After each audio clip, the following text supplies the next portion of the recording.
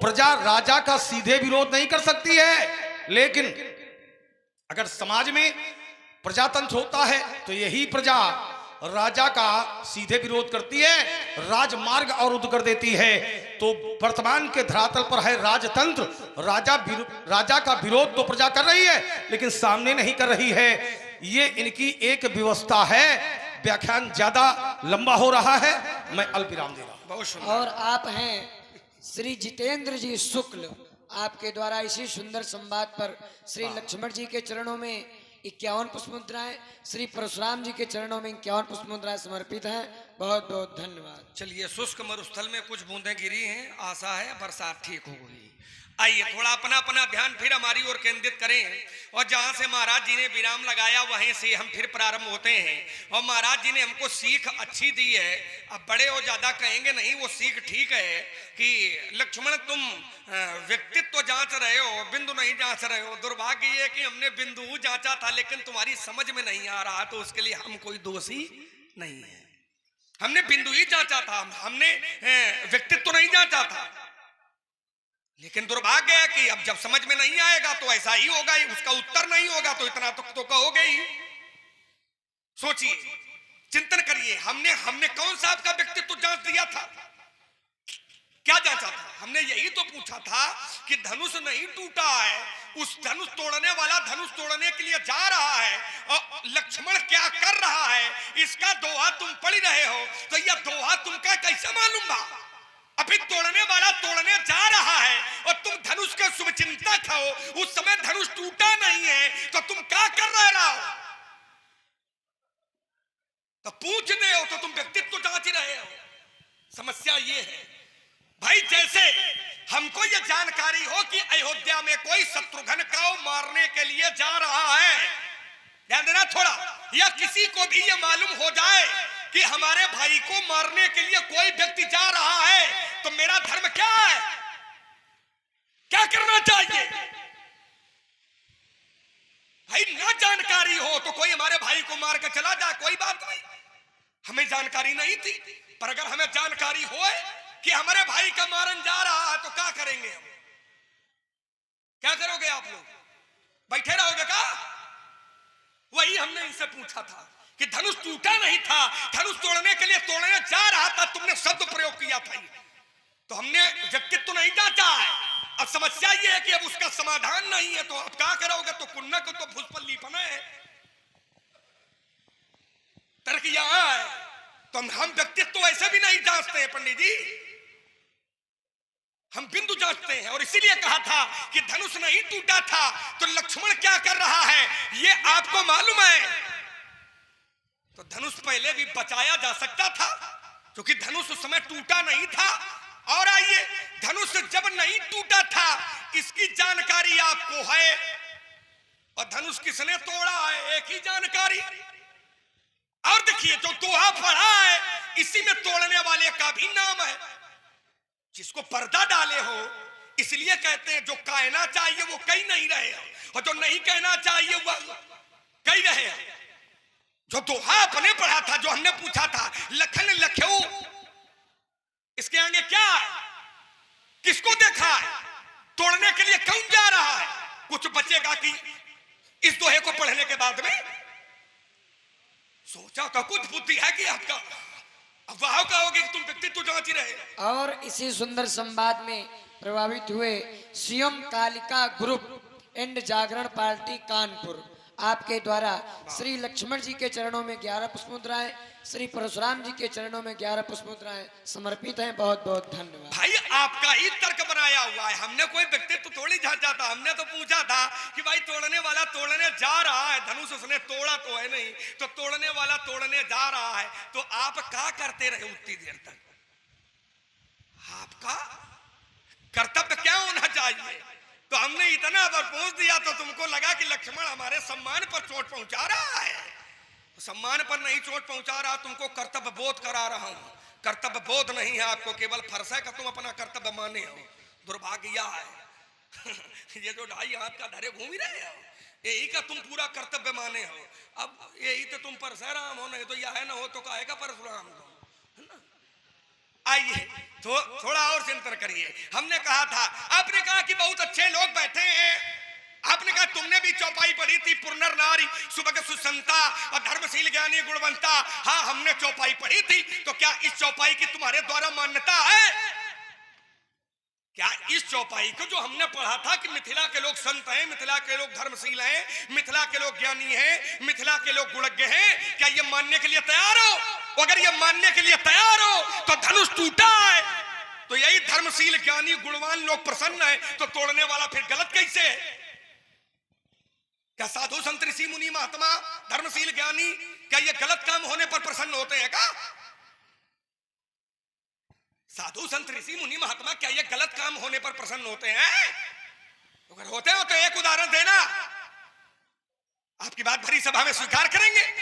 भाई, जिनको तुम धर्मशील मान रहे हो, जिनको तुम ज्ञानी मान रहे हो, जिनको तुम साधु मान रहे हो, जिनको तुम संत मान रहे हो, जिनको तुम धर्मशील मान रहे हो, और वो जहां राहत है वो इनको तुम घर पलटाओ में मलाग हो। अवतार, इसीलिए तो हमने कहा था कि ऊंचे हो लेकिन काम तुम्हारे निम्न कोटि के हैं। ऊंचे तो हो लेकिन कार्य तुम्हारे निम्न कोट के हैं, क्योंकि साधु संत ऋषि मुनि महात्माओं को बसाने का काम करना चाहिए, उनको उजाड़ने का काम नहीं करना चाहिए। और दुर्भाग्य है कि आपके द्वारा बसाने का काम नहीं हो रहा है, आपके द्वारा साधु संत ऋषि मुनियों को उजाड़ने का काम हो रहा है। और तभी राजा जनक से आपने कहा था, बेग दिखाव मूढ़ नत आजू और उल्टऊ मही जहां लगे तो राजू। धनुष तोड़ने वाले को जल्दी दिखाओ, और नहीं दिखाया तो जहां तक तुम्हारा राज्य है, तुम्हारे राज्य की मैं पूरी धरती को पलट दूंगा। राजा जनक का राज्य पलटोगे तो राजा जनक के राज्य में कैसे लोग हैं जिनका तुम अच्छा कही रह रहा हो, जिनको तुम साधु कही रहे थे, जिनको आप संत कह रहे थे, तो जिनको आप साधु संत धर्मशील ज्ञानी गुणवान स्वीकार करो तो उनको हानि पहुंचाना क्या ये तुम्हारा कर्तव्य है क्या? क्या ये तुम्हारा व्यवहार है क्या? और यही मेरा तर्क था, प्रारंभ का यही मेरा बिंदु बनाया हुआ था। बोलो राम बाबू, तुम ही पर बोलोगे, कोई दूसरा नहीं बोलेगा जब तक हम बोलेंगे। इसी सुंदर प्रस्तुति में जय साबुन एजेंसी नवाबगंज, जिसके प्रोप्राइटर हैं आप श्री संदीप गुप्ता जी, आपकी ओर से 21 पुष्प मुद्राएं दोनों ही विद्वानों के सादर चरणों में प्रदत्त हैं। बहुत बहुत साधुवाद, बहुत बहुत धन्यवाद। और देखिए, आइए, हमने कहा था महाराज जी बराबरी करने के लिए, आपने कहा तुम लक्ष्मण बराबरी का उत्तर नहीं दिए। अब समस्या यह है कि आप समझौता, तब तो हम तो उत्तर पहले दे चुके थे कि बराबरी करने के लिए व्यक्ति के पूरे गुणधर्म नहीं लिए जाते हैं। उदाहरण भी दिया था कि जैसे बराबरी आपने भी की तोड़ने वाले की सहस्त्रबाहु अर्जुन की, तो सहस्त्रबाहु अर्जुन की तोड़ने वाले के पूरे गुणधर्म थोड़ी आपने लिए। धनुष तोड़ने वाले का एक धर्म लिया, एक लक्षण लिया, कौन सा? कि धनुष तोड़ने वाले ने धनुष को तोड़ा। और सहस्त्रबाहु का एक लक्षण लिया, कौन सा? कि सहस्त्रबाहु ने आपके पिताजी के आश्रम में गाय का अपहरण किया था। तो पिता भी गुरु होता, गुरु भी पिता होता, इसलिए धनुष तोड़ने वाले की सहस्त्रबाहु के साथ में आपने बराबरी कर दी है। अब यथार्थ में देखो तो क्या यथार्थ में तोड़ने वाले की बराबरी सहस्त्रबाहु अर्जुन से हो सकती है? अगर हो सकती है तो सहस्त्रबाहु अर्जुन कलंकी है, तो क्या तोड़ने वाला कलंकी है क्या? हमने उत्तर ये पहले दिया था, पर आपने या तो सुना नहीं, या तो सुना है तो इस कान से सुना है, वो इस कान से निकाल दिया। हम उत्तर कोई छोड़ते थोड़ी है, हम उत्तर सब देते हैं। और इसीलिए कहा था कि बराबरी करने के लिए व्यक्ति के पूरे गुणधर्म और नहीं लिए जाते। इसी सुंदर प्रस्तुति में आप हैं आदरणीय डॉक्टर श्री सुनील द्विवेदी जी, सुनील कुमार द्विवेदी जी और चुन्नी द्विवेदी जी, पुरानी सब्जी मंडी छिवलाहा, आपकी ओर से ये 51 पुष्प मुद्राएं श्री लक्ष्मण जी के चरणों में और 51 पुष्प मुद्राएं भार्गव श्री परशुराम जी के चरणों में सादर प्रदत्त हैं। बहुत बहुत धन्यवाद, बहुत बहुत साधुवाद। देखिए, एक उत्तर पहले दिया था, एक नवीन उत्तर फिर दे रहा हूं। हमारा काम यही है और धर्म भी आपका भी यही होना चाहिए। बात वही हो लेकिन उस बात के प्रमाण बदल के हो, वही चौपाई, वही दोहा न रखते रहो। उसकी जगह का दूसरा दोहा लाओ, दूसरा चौपाई लाओ, दूसरा श्लोक लाओ। जैसे हमने कहा था व्यक्ति की बराबरी करने के लिए व्यक्ति के पूरे गुणधर्म नहीं लिए जाते हैं। तो पहला तो उत्तर हमने सहस्त्रबाहु अर्जुन तोड़ने वाले का दिया, जो आपने बराबरी किया है। दूसरा एक शास्त्र का प्रमाण मैं फिर दे रहा हूं, परशुराम जी के मुंह की बराबरी मानसकार ने चंद्रमा से की है। परशुराम जी के मुख की बराबरी मानसकार ने चंद्रमा से की है। मानसकार ने कहा शीश जटा शशि बदन सुहावा, शीश शीश पर जटाएं और शशि बदन, शशि माने चंद्रमा और बदन माने मुंह, तो चंद्रमा के मुंह की बराबरी परशुराम जी के मुंह से की गई है। तो क्या चंद्रमा के पूरे लक्षण लीन गए हैं का? क्या भाई? परशुराम जी के मुख की बराबरी, परशुराम जी के मुख की बराबरी चंद्रमा से की गई। शीश जटा शशि बदन सुहावा, तो चंद्रमा के बराबर परशुराम जी का सुंदर मुख है। तो क्या चंद्रमा के पूरे गुण लीन गए हैं का? चंद्रमा के पूरे गुण नहीं लिए गए हैं। एक इसी से जुड़ा हुआ और नया उत्तर है। परशुराम जी के जो कंधे हैं वो कैसे हैं? तो आचार्य ने कहा वृषभ कंध उर्बाहु विशाला और चारु जनेऊ मार मृग छाला। परशुराम जी के जो कंधे हैं वो बैलों की तरह हैं। तो बैल के पूरे गुण लीन गए हैं का? इनसे भी इनसे बराबरी करेगा। सोचो जरा, बैल के का पूरे गुण लीन गए हैं का? चंद्रमा के क्या पूरे गुण लिए गए हैं का? तोड़ने वाले के सहस्त्रबाहु अर्जुन के क्या पूरे गुण लिए गए हैं का? तो बराबरी करने के लिए पूरे गुण धर्म की जरूरत नहीं होती है। बराबरी करने के लिए अगर एक लक्षण भी मिल जाए तो उस लक्षण के आधार पर बराबरी कर दी जाती है। हमने उत्तर पहले भी दिया था। हो सकता है भावावेश, अब क्रोध है, अब वाणी है, अब कुछ हो निकल सकती है, हाँ है ना? तो उसको सोचो, हम उत्तर सब देते हैं और प्रयास करते हैं कि हम बिंदु ही जांचते हैं, व्यक्तित्व नहीं जांचते हैं। एक और तर्क आपने कहा मंदिर गिरा दिया गया है। हमने कहा अगर मंदिर गिरा दिया जाएगा तो मंदिर गिराने पर क्या साधु संत ऋषि मुनि महात्मा प्रसन्न होते हैं? और आइए मैं फिर एक प्रमाण दे रहा हूं। जिस धनुष को तुम मंदिर कह रहे हो और तोड़ने वाले ने धनुष को तोड़ दिया, और जब तोड़ने वाले ने तोड़ दिया तो आचार्य प्रमाण देते हैं क्या हुआ? तो शास्त्र ने कहा कि करही आरती पुर नर नारी। मिथिला के लोगों ने तोड़ने वाले की आरती उतारी है। करही आरती पुर नर नारी। अब थोड़ा विचार करो कि अगर मंदिर गिराते हुए किसी को देख ले हो तो मंदिर गिराने वाले की भैया आप लोग आरती उतारोगे का? सोचो जरा। हाँ, जल्दी चिस्ताल करके आओ अपना वाला। मंदिर गिराने वाले की क्या लोग आरती उतारते हैं क्या? मंदिर गिराने, इसीलिए हमने कहा था कि धनुष कठोर है। धनुष को तो कम से कम जान जाओ, धनुष का तो पहचान ले। और धनुष को जब पहचान लोगे कि तोड़ने वाला कौन है, फिर मेरा विश्वास कहता है उसको पहचानने में ज्यादा देर नहीं लगेगी। अब समस्या यह है कि इसीलिए हमने कहा था कि धनुष कठोर है, लेकिन कैसा कठोर है? कठोर है धनुष। सोई पुरारी को दंड कठोरा, राज समाज आज जही तोरा।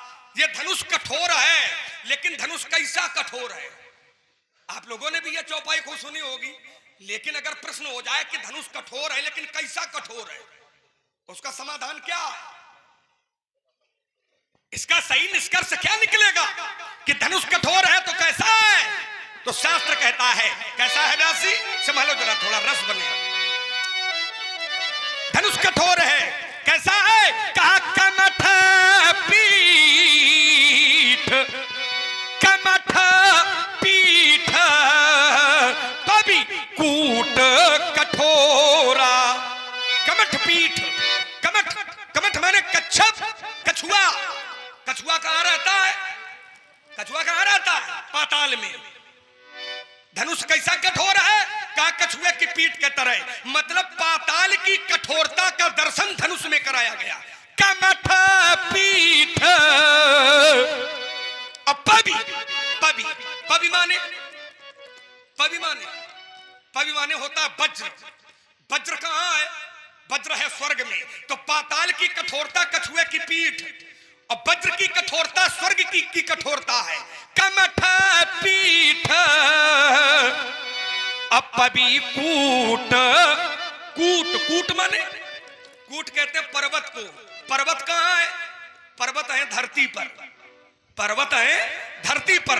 तो पाताल की कठोरता, स्वर्ग की कठोरता और धरती की कठोरता, इन तीनों लोकों की कठोरता को यदि एक जगह कहीं पर मानसकार ने विराजमान करवाया तो उसका नाम है धनुष। इसीलिए धनुष तोड़ने वाले ने धनुष को तोड़ा। भैया ध्यान देना, जनक की बिटिया है, जनक की बेटी है, तोड़ने वाले ने धनुष को तोड़ करके जनक की बेटी के साथ में विवाह किया है। इस तरह त्रैलोक को क्या लेना देना? ये तो राज्य है, जनकपुर है, अयोध्या है, लंका है। जिस राज्य के लोग होंगे, जिस राज्य का कल्याण होने वाला होगा, जिस राजा की बिटिया होगी, उसका विवाह होगा तो लोग प्रसन्न होंगे, स्वाभाविक है, क्योंकि राजा की बेटी है। लेकिन जनक की बेटी है और धनुष के टूटने पर त्रैलोक्य प्रसन्न है, ऐसा क्यों है? अमुखई उर जयमाल देख देव बरसई सुमन। जैसे ही तोड़ने वाले के गले में जयमाला देखी देवताओं ने, तो देख देव बरसई सुमन, देवता लोग फूल बरसा रहे हैं। तो देवताओं का तोड़ने वाले से मिथिला से क्या लेना देना? इसलिए मैंने कहा था धनुष को यदि विचार कर लोगे तो धनुष किसने तोड़ा है, इसको फिर सोचने समझने की कोई आवश्यकता नहीं होगी। आपने कहा यहां तो लोग विरोध कर रहे थे धनुष के टूटने का, ना, जो चौपाई पढ़ रहे हो वो चौपाई ठीक है, बाकी उनका अर्थ गलत है। जो अर्थ कर रहे हो वो अर्थ गलत है। धनुष टूटने का विरोध किसी ने नहीं किया है, किसी को देखा है। वही चौपाई आपने भी पढ़ी है कि अमुखे रूप अरुषि छवि देखी और नर नारिन परिहरिन मेखे सोचई कहत सोचई सकल। सभी सोच रहे हैं, क्यों सोच रहे हैं? धनुष टूट रहा ये गलत हुई रहा, ये सोच रहे हैं क्या? धनुष टूट रहा ये गलत हुई रहा क्या, ये सोच रहे हैं? ये नहीं सोच रहे हैं। आपने ही कहा कि नर नारिन परिहरिन मेखे, किसी को देखा है तो देखने में मिथिला के लोगों की भावना ये खड़ी हुई कि इनका ब्याह यदि इनके साथ में हो जाए तो बहुत अच्छा होगा। प्रण का विरोध किसी ने नहीं किया है, प्रण का विरोध किसी ने नहीं किया है। और अगर प्रण का विरोध होता, ध्यान देना, अगर धनुष टूटने का विरोध होता तो जिस समय धनुष तोड़ने वाला धनुष के पास गया है तो यही लोग कर रहे हैं। क्या कह रहे हैं? तो शास्त्र कहता है कि चाप समीप राम जब आए तो ये नर नारिन सब सुकृत मनाए। चाप समीप, चाप समीप राम जब आए तो ये नर नारिन सब सुकृत मनाए। बंद पितर सुर सुकृत संहारे, बंद पितर सुर सुकृत संहारे। और जब कछु पुण्य प्रभाव हमारे, मिथिला के लोग कह रहे हैं हे प्रभु बंद पितर, अपने पितरों को याद किया है, बंद पितर और ये सुर सुकृत संहारे। और जब कछु पुण्य प्रभाव हमारे, हे भगवान सो शिव धनु मृणाल की नाई। हे प्रभु ये जो धनुष इतना कठोर है ना, इतना हल्का कर दो कि सो शिव धनु मृणाल की नाई। मृणाल की नाई, नाई माने तरह, मृणाल, मृणाल कहते हैं कमल फूल के नीचे जो डंडी लगी होती है, मृणाल कहते हैं कमल फूल के नीचे जो डंडी होती है। मिथिला के लोग कह रहे हैं कि सो शिव धनु मृणाल की नागी। और इच्छा ये है मेरी कि तो रही राम गणेश गोसाई। और प्रभु इसी सुंदर संवाद की धारा में आप हैं Shivam Kalika group and Jagran party Kanpur, जिनके संचालक श्री शिवम श्रीवास्तव जी और रामा देवी न्यू पटेल नगर कानपुर से आपकी ओर से 21 पुष्प मुद्राएं भगवान परशुराम जी लक्ष्मण जी के चरणों में समर्पित है। बहुत बहुत धन्यवाद। इसलिए धनुष टूटने का कोई विरोध नहीं कर रहा महाराज, विचार करें। मैं विराम लगाता हूं आपके चिंतन के प्रति। ये हमारी बात का समर्थन है, खंडन नहीं है। अगर ये लोग धनुष तोड़वाना चाहते थे, किस बात का समर्थन है? चाप समीप, जो हमने बात रखी थी कि जिसको चाहते थे कि सीता के योग अमुक पर है, सीता का विवाह मुख से होना चाहिए, ये हमारी बात का समर्थन है, अनुमोदन है, खंडन नहीं है। और अगर ये लोग धनु तुड़वाना चाहते थे तो तमकिता की तकी शिव धनु धरही ये और स्वर्ग का उठे प्रवाह न है। कोटि भांति बलु करही। जब राजागण इसको उठा रहे थे उस समय किसी भी एक नर नारी ने अपने पुण्य क्यों नहीं लगाए, अपने सुकृत क्यों नहीं लगाए कि टूटाए। तमक धरई धनुमूल नृप, उस समय सुकृत लगाना चाहिए, टूटे क्यों नहीं? क्योंकि ये चाहते थे कि सीता की योग अमुक पर है, सीता का विवाह अमुक से होना चाहिए। तो हमारी बात का इसमें समर्थन हो रहा है, खंडन नहीं हो रहा है। अमुक रूप अरुषि छवि देखे और ये नर नारिन परिहरि निमेखे। सोच सकल कहत सकु चाही और विधि सन बिने करे मन माही। तो हमारी बात का खंडन नहीं हो रहा है बल्कि समर्थन हो रहा है। आइएगा, हमने कहा था तुमने व्यक्तित्व पर चिंतन दिया है, व्यक्तित्व पर चोट की है। चोट क्या थी? इन्होंने कहा था कि तुम्हारा फरसा किस लिए है, फरसे को किस लिए बताया था? ये पूरी खार हो जब ये जान के हो, ये समझिएगा, ये अच्छे व्यक्तित्व के लक्षण नहीं होते, अच्छे व्यक्तित्व के लक्षण होते हैं बिंदु का मूल्यांकन किया जाए, व्यक्तित्व का नहीं। और आइए अब देखिए, जहां पर इन्होंने कहा था कि आप थे नहीं लेकिन चिंतन आप दे रहे हैं, तो उस समय आपको यह प्रश्न लेकर के आना चाहिए। तो हमने कहा कि घटना स्थल पर पहुंचने पर अतीत की बहुत बातें जानकारी में हो जाती हैं। मैं घटना स्थल पर आया हूं, पहले अगर हमें जानकारी ये होती तो मैं इसका विरोध करता, लेकिन मैं विश्वस्त था।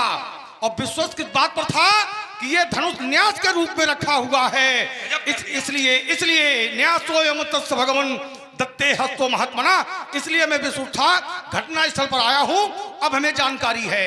अब देखिए, दो तीन बातें तुमने रखी थी। तुमने कहा उल्टा नाम जपत जग जाना और बाल्मीकि भय ब्रह्म समाना। इसके बाद फिर दूसरे क्रम में दो अर्धालियां आओ पड़ी। बोले आपके मुख की तुलना चंद्रमा से की गई है, शीस जटा शशि बदन सुहावा। आपके मुख की समता चंद्रमा से की गई है। और बोले एक समता की गई है, क्या? वृषभ कंध है, ये दर्शन है। जितने भी उदाहरण तुमने दिए हैं ये दर्शन के दिए हैं, देखने में लगता है, वर्तन नहीं है। और तुमने जो बात रखी थी वो दर्शन की नहीं थी। बहुधनु ही तोरी लड़काई, तोरी ये तोड़ना, वर्तन माने व्यवहार, वर्तन माने व्यवहार। जो बात तुमने रखी थी ये बात वर्तन की है, तोड़ने की है, व्यवहार की है। लेकिन जो उदाहरण दे रहे हो ये सब दर्शन के दे रहे हो, देखने में ऐसा लगता है। तो व्यवहार, दर्शन और वर्तन, इसमें अंतर है। भगवान भी देखते हैं, भगवान भी जब देखते हैं सब पर मोर बराबर दाया, लेकिन क्या सब पर बराबर दया उनकी होती है? नहीं होती है। शुभ अरु अशुभ कर्म अनुहारी और ईश देहि फल हृदय, कर्म के साथ फल मिलता है। तो ये है दर्शन राजकुमार लक्ष्मण। लेकिन जो बात तुमने रखी है वो बात दर्शन की नहीं है, वो बात वर्तन की है। और आइए, और इसी सुंदर संवाद में आप हैं श्री राम बर्तन वाले छोलहा वालों की ओर से। अच्छा, बर्तन की बात इन्होंने की है। श्री राम बर्तन वालों की ओर से 21 पुष्प मुद्राएं सुंदर संवाद में प्रदत्त हैं। साधुवाद। वो वर्तन वाले हैं, पात्र वाले हैं। यहाँ पर वर्तन माने व्यवहार की बात हो रही है। एक होता है दर्शन और एक होता है वर्तन। दर्शन देखने वाला होता है, वर्तन माने व्यवहार। यहाँ व्यवहार की बात हो रही है। तो जो तुमने समानता की है ये वर्तन की है। बहुधनु ही तोरी, तोड़ना वर्तन है, व्यवहार है। और यहाँ पर तुमने समानता की है, इसलिए हमारी चोट थी। और आइए, अगर तुम्हारी दृष्टि में फिर तीसरी बात है, तीसरी चोट है ये, इसके बाद छुट्टी कर देंगे। तीसरी चोट है। दो हमने एक दोहा पढ़ा था, इसके बाद दो अर्धालियां पड़ी थी। यदि बालकाल में तोड़ी हुई धनु यहाँ और आज का टूटा हुआ धनुष ये दोनों समान हैं, तो फिर हमारा चिंतन है बालकाल में जब तुमने बहुत तोड़ी थी तो क्या किसी व्यक्ति ने अपने कान बंद किए थे? कोई व्यक्ति व्याकुल हुआ था? नहीं हुआ था, लेकिन जब तोड़ने वाले इसको तोड़ा है तो सुर असुर मुनि कर कान दीन है, सकल विकल विचार ही ये स्थिति हुई है। तो राजकुमार लक्ष्मण, तुम्हारा जो प्रयोग हो रहा है बालकाल में तोड़ी हुई धनु, यहां ये शाब्दिक प्रयोग में समानता सिद्ध हो रही है, लेकिन वास्तविकता पर तुमने स्वयं नहीं स्वीकार किया है। चोट यहां होनी चाहिए। और आइए विषय, आप कुछ कहना चाहते हैं? और इसी सुंदर प्रस्तुति में आप हैं भाई Shivam Kalika group and Jagran party Kanpur, जिनका पता रामा देवी न्यू पटेल नगर कानपुर, संचालक भाई शिवम श्रीवास्तव जी, आपकी ओर से पुनः 21 पुष्प मुद्राएं भगवान परशुराम जी और लक्ष्मण जी के चरणों में प्रदत्त हैं। धन्यवाद। अब देखिए, तुमने कहा कि पूर्ण नार सुभग सुई संता और ये धर्मशील ज्ञानी गुणवंता, तो धनु तोड़ने वाला फिर अपराधी कैसे है? संत जिसको छिपाते हैं वो अपराधी होता है। संत साधु जिसको छिपावें वो दोषपूर्ण ही है, वो अपराधपूर्ण ही है। साधु चरित शुभ चरित कपासु, और ये साथ समाज तुमने भी स्वीकार किया है। साधु चरित शुभ चरित कपासु और निरस विशद गुणमय फल जासु, जो सही दुख है पर छिद्र दुरावा, स्वयं में जो दुख सहन करता है। पर छिद्र माने, पर छिद्र माने, पर छिद्र माने दूसरे के दोषों को, दूसरे के अवगुणों को, दूसरे के अपराधों को, और दुरावा माने छिपाता है, वो साधु होता है। यहां पर साधु समाज है। अगर धनु तोड़ने वाले ने अच्छा कार्य किया है तो भैया काहे दुरावा, तब तो प्रकट होना चाहिए।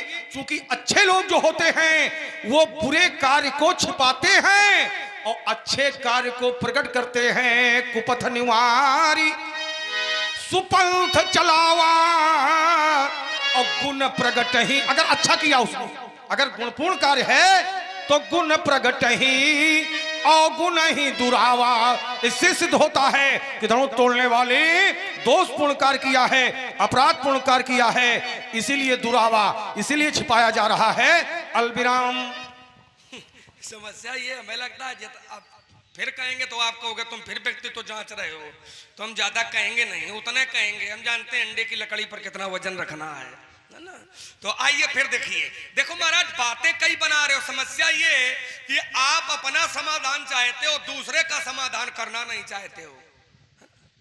दुर्भाग्य, अपना समाधान चाहते हो लेकिन दूसरा समाधान अपना नहीं करना चाहते हो। भाई जो दुआ आपने पढ़ा था कि लक्ष्मण ये कह रहा था लखन लखेऊ, पर्दा जहां डाल दिया था, तो इसमें जिसको लखा है वो कौन है?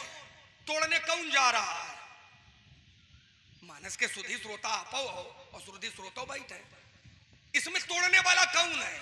लक्ष्मण ने किसको देखा है? इसलिए मैंने कहा था कि जब धनुष टूटा नहीं है, धनुष तोड़ने वाला तोड़ने जा रहा था, उस समय तो धनुष टूटा नहीं है और आपको मालूम हो गया था कि तोड़ने वाला तोड़ने जा रहा था, तो भाई तुम काहे ना बचा पाए? तो ज्यों कहते हो वो ऐसा नाच रहा है हमारा बात, और हमसे कहते हो तुम्हारी छुट्टी का। हाँ, छुट्टी आप हमारे कर सकते हो क्योंकि आप बड़े हम छोटे हैं, लेकिन छुट्टी बातन के बतासन ते ना हुई, जमीन में उतरी के हुई। ठीक है, छुट्टी बातों के बतासों से थोड़ी होगी। भाई सोचो जरा, चिंतन करो। इसीलिए हमने कहा था। अब दूसरी बात फिर कहो कहे तो फिर आप गलत हो एक जगह पर। वहां तो गलत हो ही कि धनुष तोड़ने वाला धनुष तोड़ने जा रहा है, धनुष टूटा नहीं है, तोड़ने जा रहा है। और जब तुमको मालूम है, और जब तुमको मालूम है तो तुम्हारा धर्म क्या होना चाहिए? इसलिए मैंने कहा था कि भंडारा पावे खातिर पैदा भी होगा। भाई जैसे हमने एक उदाहरण भी दिया था, आप लोगों ने सुना होगा। भैया जितने भी लोग बैठे हो जरा फिर सोचो, चिंतन करो।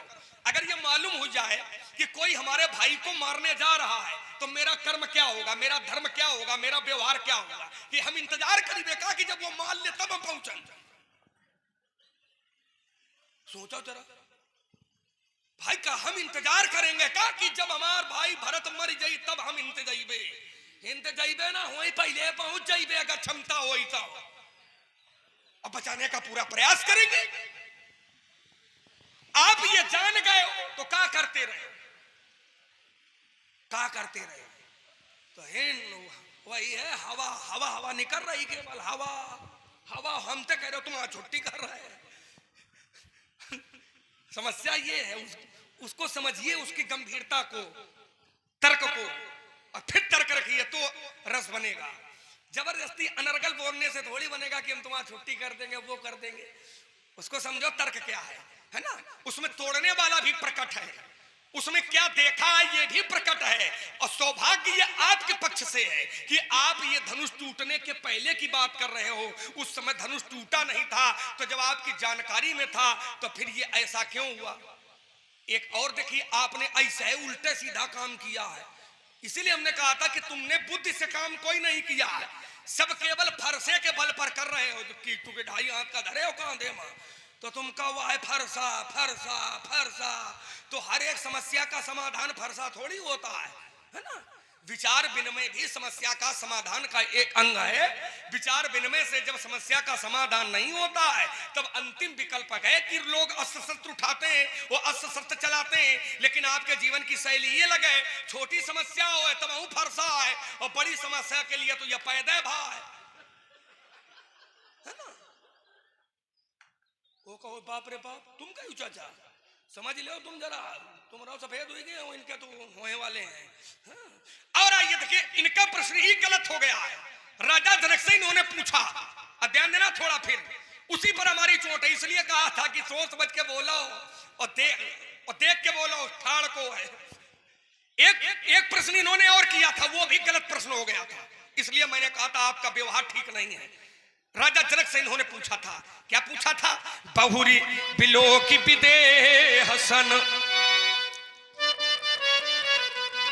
बहुरी बिलो की विदेह सन, कहू कहा अति भीर। राजा जनक से पूछा, अरे जनक यह भीड़ का है लागी? बहुरी बिलो की विदेह सन, कहू कहा अति भीर। इस भीड़ का कारण क्या है? अब थोड़ा सोचिए, अच्छे लोग बैठे हैं, क्या यह प्रश्न परशुराम जी का करना उचित है क्या? कि भीड़ का कारण क्या है? यह प्रश्न ही आपका गलत हो गया, यह प्रश्न ही आपको नहीं करना चाहिए। क्यों? क्योंकि मिथिला में आप क्यों आए हो? मिथिला में परशुराम जी के आने का कारण क्या है? तो शास्त्र कहता है, ती अवसर सुनी, हाँ थोड़ा आ जाइए, ती अवसर सुनी, लंबी यात्रा है, शिवनी तक चलना है हम लोगों को। हाँ, इसलिए चिंतन कर रहा है महाराज, अन्यथा न ले हो थोड़ा। ये प्रश्न ही आपका गलत हो गया है। राजा जनक से पूछ रहे हो कि भीड़ काहे लगी है? राजा जनक से आपने पूछा भीड़ क्यों लगी है? तो राजा जनक ने कहा क्या कहा? कि समाचार कही जनक सुनाए,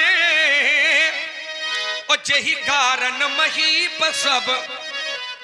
राजा जनक ने यह समाचार बताया कि यही कारण महीप सब।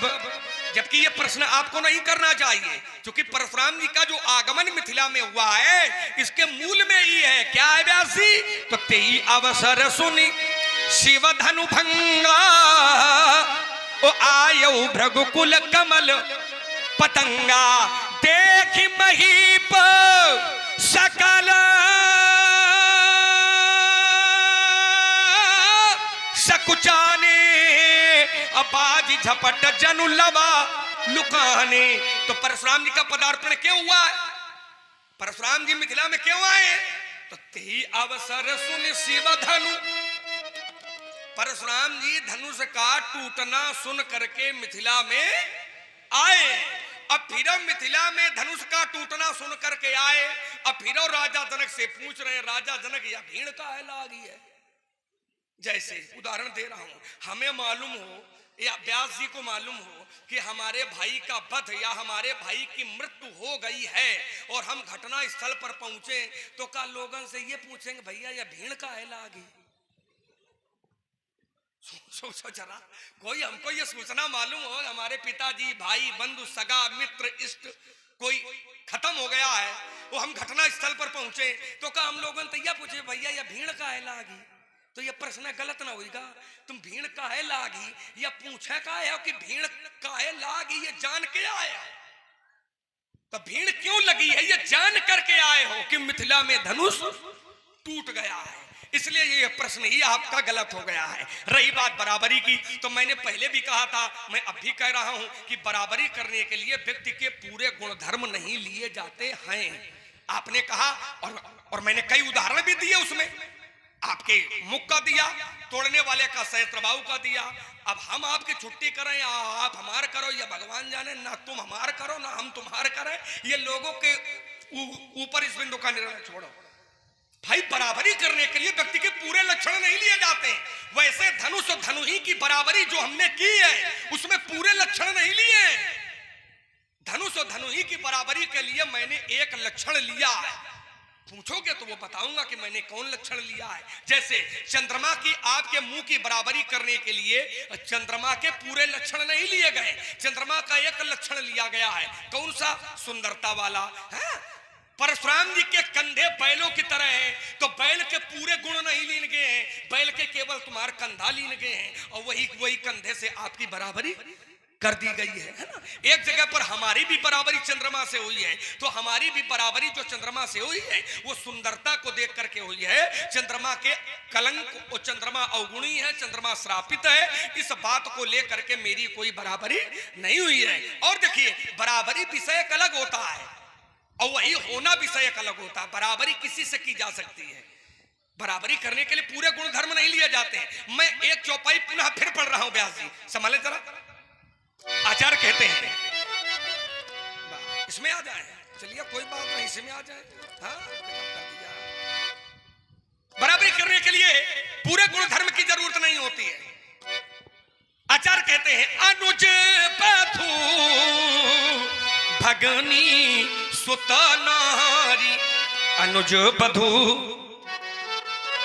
भगनी सुत नारी, और सुनो 60 कन्या समोये चारी, अनुज बधू।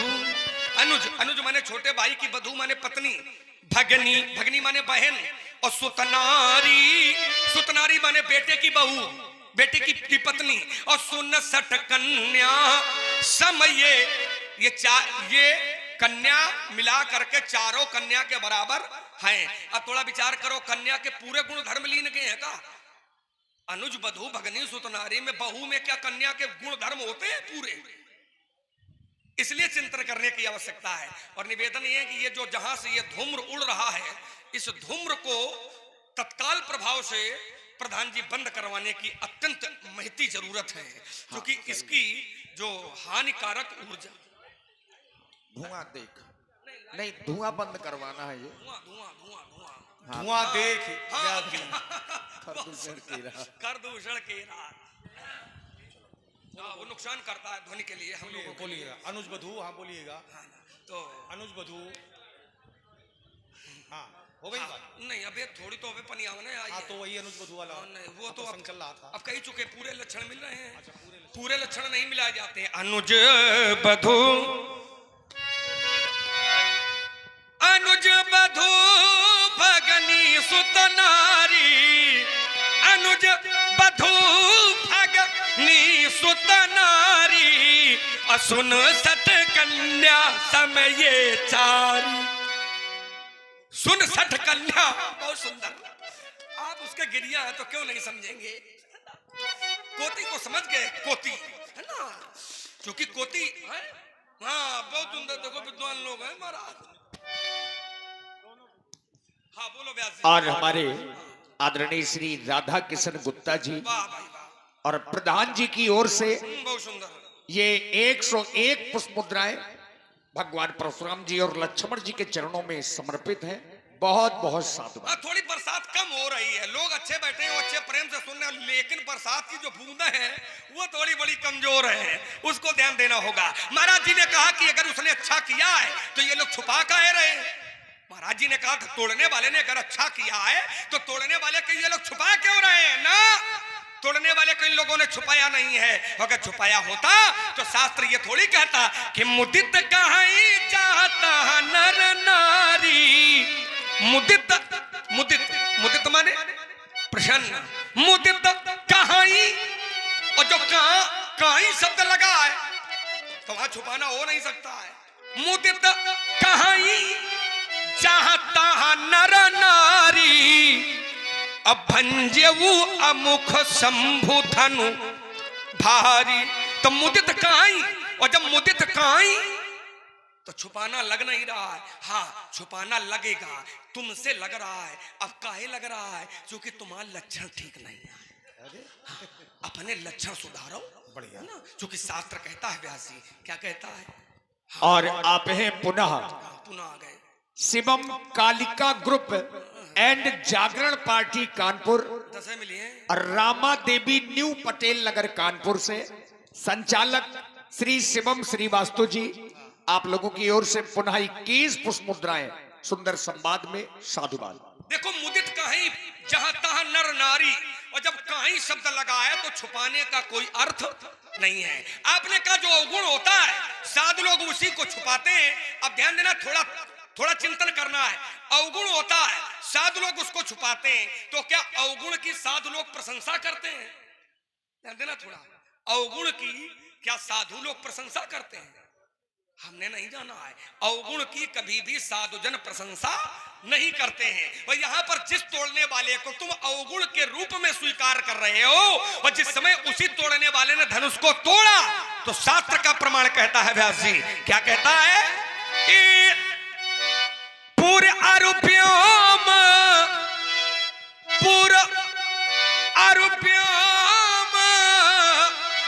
बाजने बाजे, और खल भय मलिन।